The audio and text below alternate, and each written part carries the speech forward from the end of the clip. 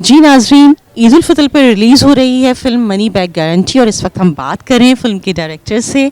फैसल कुरैशी हमारे साथ मौजूद हैं। बहुत शुक्रिया सबसे पहले तो वक्त निकालने के लिए। अच्छा, अब ये मुझे बता दीजिए कि एक तो हम सब इस वक्त जब आपकी प्रेस मीट अप देख रहे थे, माशाल्लाह इतनी बड़ी सॉन्ग कास्ट है आपकी। कितना मुश्किल होता है एज ए डायरेक्टर, इतने सारे लोगों को, अभी शफात कहे थे 24-25 लोग थे, आपने तो पोइटिक जस्टिस कर दिया। कितना मुश्किल था ये पोइटिक जस्टिस करना? हुआ ये कि बेसिकली हाँ, होता ये था कि हमारा जो सीन भी शूट हो रहा होता था तो एक वक्त में 7-8 लोग होते थे। और सारे बड़े एक्टर्स थे और तो लोगों का टाइम निकालना, ये करना, ये एक थोड़ा सा मुश्किल काम था, जो कि मेरा कमाल नहीं था। बेसिकली एक्टर्स ने बहुत ज़्यादा मेरे साथ सपोर्ट किया और वो दूसरे काम छोड़ के, मैं कहता था मेरे पास यही दिन है और ये 8 लोग हैं, तो वो आठों के आठों आ जाते थे और वो सारा अपना टाइम निकल कोऑपरेट किया बहुत ज़्यादा। तो इस वजह से ये चीज़ बन गई, वरना बड़ा बड़ा मुश्किल होता। कितना मुश्किल होता है फैसल? वैसे ये बताइए कि माशाल्लाह मतलब आपकी कास्ट इतनी बड़ी और सारे बड़े नाम है ना, तो वो थोड़ा सा होता है ना टेम्परामेंट्स को मैच करना, और वो थोड़ा सा एक हो जाता है, बड़े एक्टर्स की थोड़ी एक होती है, तो उसको एज डायरेक्टर डील करना आपके लिए कैसा था? नहीं, क्योंकि आपकी ये इतनी बड़ी कास्ट के साथ, तो फिर वही बात आ जाती हाँ, मेरा ये है कि मैं भी चूँकि मीडिया में बहुत अरसे से हूँ, तो मेरी दोस्ती हैं इन सब से, तो मेरा मुझे इन्होंने आपस में भी कभी, मेरे ख्याल है ये आपस में भी बड़े अच्छे सारे दोस्त थे और ये थे, हाँ, फ़न कर रहे थे। तो वो जो आते थे, जो किसी की शूट नहीं भी होती थी, तो वो आके बैठ जाता था कि आज मेरी शूट नहीं है लेकिन मैं आ रहा हूँ तो हाँ, मज़े करने के लिए, हाँ जी, अच्छा शूट हो रही है, तो उसको फोमो होना शुरू हो जाता था कि मैं क्या मिस आउट कर रहा हूँ, तो मुझे आ रहा, तो वो लोग आके वहाँ पे बैठते थे और मिलते थे और हंसी मजाक होता था और हम लोग काम भी करते थे काम के वक्त, बिल्कुल। तो वो फिर इस वजह से ही आपको जो एक एनर्जी है फिल्म में, वो एक पॉजिटिव एनर्जी है इस पूरे प्रोजेक्ट में। हाँ, बिल्कुल वाइब्स आती हैं। अच्छा, अब ये बात वही आ जाती है पॉजिटिव एनर्जी की, लेकिन चूंकि फिल्म बहरहाल एक पॉलिटिकल सटायर है और इस वक्त जो पॉलिटिकल टर्मोइल में हम हैं, एक तो हम हर वक्त नाजुक मोड़ से गुजर रहे हैं पिछले 75 साल से, लेकिन बहरहाल इस वक्त जो सूरत हाल है उसमें मैं आपके एक्टर से भी मैंने ये बात की, अब आपसे भी जानना चाहूँगी कि बड़ा मुश्किल हुआ हुआ है ना बात कहना, बड़ा मुश्किल हुआ हुआ है, उसमें एक ऐसी फिल्म बना देना।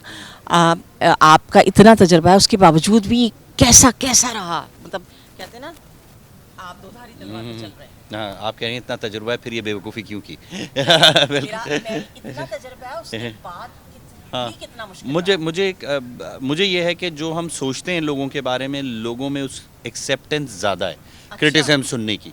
मेरा मेरा ये मानना है, मुझे ये लगता है, मुझे लगता है कि हम वैसे ही डर रहे होते हैं कि यार इसको ये कहेंगे तो ये नाराज़ हो जाएगा, इसको ये कहेंगे तो नाराज़ हो जाएगा, लेकिन मुझे ऐसा नहीं है। मुझे लगता है कि लोगों में एक्सेप्टेंस है, लोग सुनते हैं, समझते हैं क्रिटिसिज्म को और वो भी करते हैं। तो जिसलिए ये सोच के मैंने ये फ़िल्म इस तरह बनाई कि जनरली सिर्फ हमारे मुल्क के लोगों की बात नहीं है, ये पूरी दुनिया की जितनी भी थर्ड वर्ल्ड कंट्रीज़ हैं उनके हैं, उनका भी है, और वेस्टर्न कंट्रीज़ की भी हमने इसमें बात की हुई है और हमने ओवरऑल पूरी दुनिया के सिनेरियो को डाला है। ज़ाहिर है ज़्यादा जो फ्लेवर है, ज़्यादा जो कहानी है, वो इसी सिनेरियो पे है, लेकिन हमारे जो इस फिल्म है इसमें एक इमेजिनरी मुल्क है बेसिकली, तो जिसकी वजह से जो कि कोई भी थर्ड वर्ल्ड कंट्री के जो लोग हैं वो उससे रिलेट करेंगे। हमारी भी है और वो उनके लिए रिलेटेबल होगा, जो उसमें कैरेक्टर्स हैं, जो चीज़ें हैं, जो उनके मसाइल हैं, वो उससे रिलेट करेंगे। अच्छा, अब ये कि आपकी हमने प्रेस कॉन्फ्रेंस में भी आपने ये बात कही, हम सब ये सोच रहे थे कि भाई क्यों फिल्म में आपके एक्टर्स ने भी कहा भाई गाने रिलीज़ नहीं हो रहे, क्योंकि गाने जो है फिल्म को हर गाना फिल्म को एक अगले कदम की तरफ लेके जा रहे हैं, एक नेक्स्ट स्टेप। तो ये एक कॉन्शियस डिसीजन था आपके पार्ट पर? जी बिल्कुल। मैं असल में जब भी मैं गाने का सोचता हूँ, एक तो ये कि जो मेरे गाने थे वो कहानी में एक बहुत अहम पार्ट है, एक बहुत अहम हिस्सा है जो कि खुलता है कहानी में, कि ओह ये आगे भी बढ़ाता है, प्लस कहानी का एक पॉइंट है जो खुलता है, जो लोगों के लिए एक हैरत है कि ओ ये था, एक सरप्राइज़ एलिमेंट है जो कि उस गाने में खुलता है।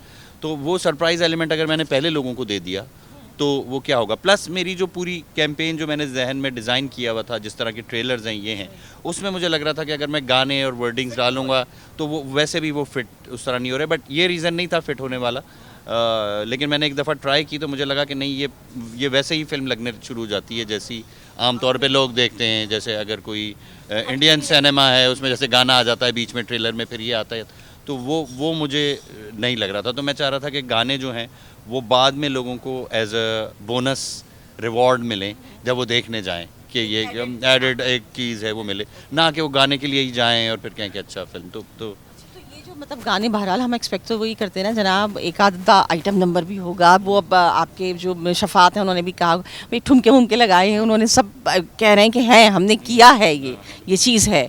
तो यानी ये पब्लिक ये एक्सपेक्ट ज़रूर करे कि डांस नंबर जैसे कहते हैं, डांस है, बिल्कुल डांस है। और डायलॉग्स हैं गाने का, चूँकि गाने मैंने लिखे हैं इस फिल्म के, और वो इम्पोर्टेंट मेरे लिए लिखना इसलिए था क्योंकि वो जो गाने हैं वो भी डायलॉग्स हैं। तो फिल्म के जो डायलॉग्स हैं वो मैंने लिखे हैं, तो मुझे था कि ये गाने किसी ऐसे ही राइटर को दूंगा तो वो उसकी सोल में उस तरह नहीं गया फिल्म में, हाँ फिल्म की सोल में, बाकी फिल्म का, हाँ तो वो एक इंडिविजुअल गाने के लिए तो हम एक राइटर ले सकते हैं, सॉन्ग राइटर। लेकिन ये गाना चूँकि ऐसा था, थोड़ा टेक्निकल था, तो मैंने फिर इसको खुद लिखा, और हाँ फिर वो ताकि वो डायलॉग हाँ ब्लेंड अच्छी तरह। अच्छा, अब ये कि हम चूँकि बात कर रहे हैं कि बहुत सटल मैसेज हम दिया गया है इस फिल्म के थ्रू, लेकिन क्या वाकई इस सटल मैसेज को कन्वे करना, थ्रू करना, क्रॉस करना क्या इतना ही आसान होता है या नहीं? या ये आपको लगता है कि आपने कहा मैं तो कर गया? मैं तो कर गया, बस अल्लाह मियां ने जिससे कराना उससे करा देता है। मैं जब लिखना शुरू हुआ मुझे नहीं पता है कैसे, मुझे बाद में खुद भी हो रहा था कि यार ये हो गई 2.5 महीने में लिख दी मैंने, क्योंकि मुझे लग रहा था कि बहुत मुश्किल है, इतने सारे लोग हैं, इतने कैरेक्टर्स हैं, सबको बराबर टाइम देना, ये करना, इंसाफ करना हर कैरेक्टर्स के साथ, उनको इम्पोर्टेंट, बट वो सारी चीज़ें हो गई। अच्छा जी, तो बस आखिर में हम आपसे ये कहना चाहेंगे, हमारे व्यूअर्स को क्या कहना चाहेंगे कि जिस दिन फिल्म लग रही है आई तो वो क्या एक चीज़, यानी कास्ट के अलावा हम आपको मतलब क्या डिफरेंट मिलने वाला?